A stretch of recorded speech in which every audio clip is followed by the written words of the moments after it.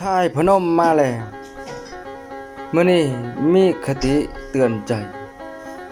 คติสอนใจเหนือฟ้ายังมีฟ้าเด้อพี่น้องเหนือฟ้ายังมีฟ้าเด้อพี่น้องในการละครั้งหนึ่งมีกุฏิหญ้าคา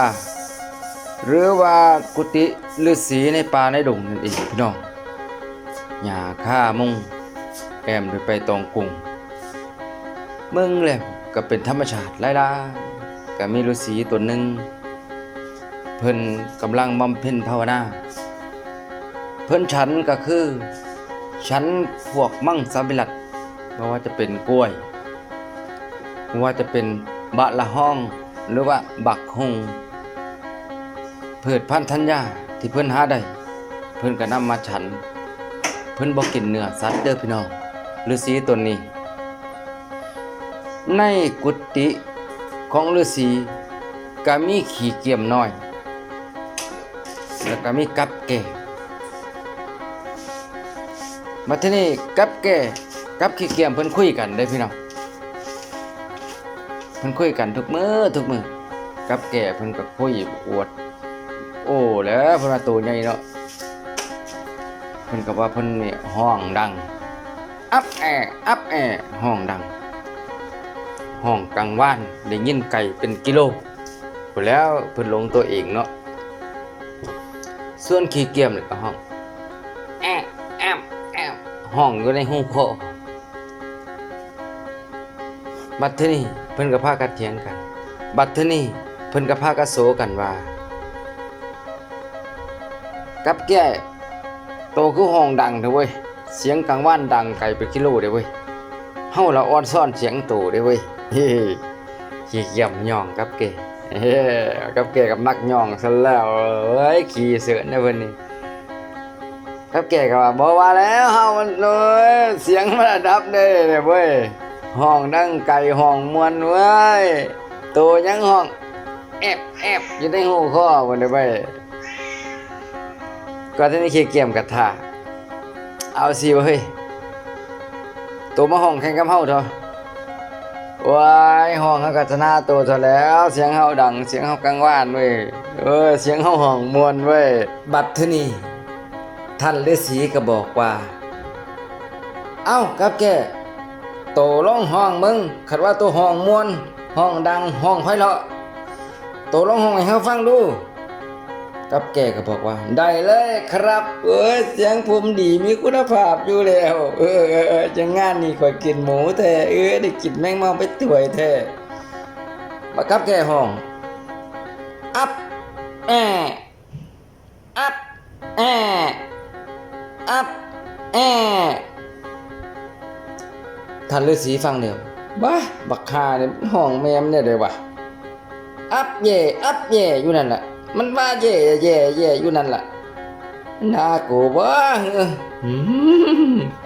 บักหมอนี่กูปรับให้มึงศูนย์แท้คะแนนมึงติดลบแท้บ่กับแกนี่ท่านฤาษีคิดในใจต่อไปเพิ่นก็จะให้ขี้เกียมห้องเอ้าขี้เกียมสู้ลองห้องดูสู้ห้องอยู่ในหูคอนั่นมันเป็นจังได๋มันเป็นตาฟังคือเพิ่นบ่ขี้เกียมก็ว่าโอ้ยเสียงข่อยก็พอกำกาแล้วท่านท่านฤาษีเอ้ยโอ้ยเปิดสิห้องสู่เขาบ่ได้ดอกนี่เอ้าลองห้องมึง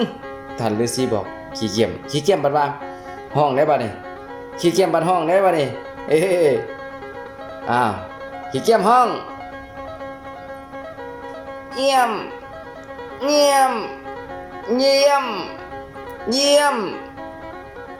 ท่านฤาษีฟังแล้วหมอนี่มันเข้าท่าตัวนี้มันส้มกูตัวนี้ว่าเยี่ยมอยู่นี่แม่กูให้มึงคะแนนเต็ม10แท้มี100กูให้100มีพัดกูให้พันแท้ขี้เกียมท่านฤาษีคิดในใจต่อมาถึงเวลาตัดสินแล้วท่านฤาษีก็บอกกับแกก็ขี้เกียมว่ากับแกฟังเด้อสิตัดสินมื้อนี้นี่ให้ด้วยความยุติธรรมกับขี้เกียมก็ฟังเด้อมื้อนี้นี่สิให้ความยุติธรรมทั้งสองฝ่ายเด้อว่าไผสิได้กินแมงเม่าถ้วยนี้กำลังมันๆอยู่นี่ เป็นรางวัลชนะเลิศในการห้องแข่งกันในมื้อนี้กับแก่ก็ว่าเอ้ยจังได้ข่อยก็ได้อยู่แล้วข่อยห้องดังห้องม่วนห้องไพเราะปานนี้ดัง3บ้าน3เมืองโอ้กับแก่ไปหลงตัวเองขนาดโอ้ย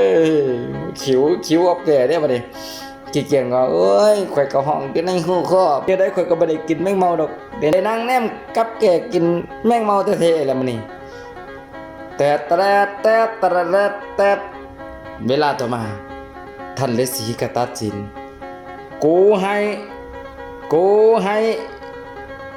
สิยกคะแนนให้ขี้เกียมปาดกับแก่เป็นลมปางงางเอ้ยก่อยคือบ่ชนะเนาะก่อยก็ห้องเสียงดีเสียงไพเราะพอพิงอยู่เด้ห้องกระดังก็มูบัดนี้ท่านฤาษีก็ตัดสินให้ขี้เกียจชนะขี้เกียจกระโดดแดงเอ้ยกูได้กินแมงเมาแท้โอ้ยก็ถวยได้บัดนี้โอ้ยท่านฤาษีก็สั่งสอนกับแก่กับขี้เกียจว่านี่ล่ะอย่าคิดว่าแต่ของเก่งอย่าคิดว่าแต่ของเด่นอย่าคิดว่าแต่ของดังเหนือฟ้ายังมีฟ้าเหนือฟ้ายังมีดาวเหนือฟ้ายังมีฝนนี่ล่ะ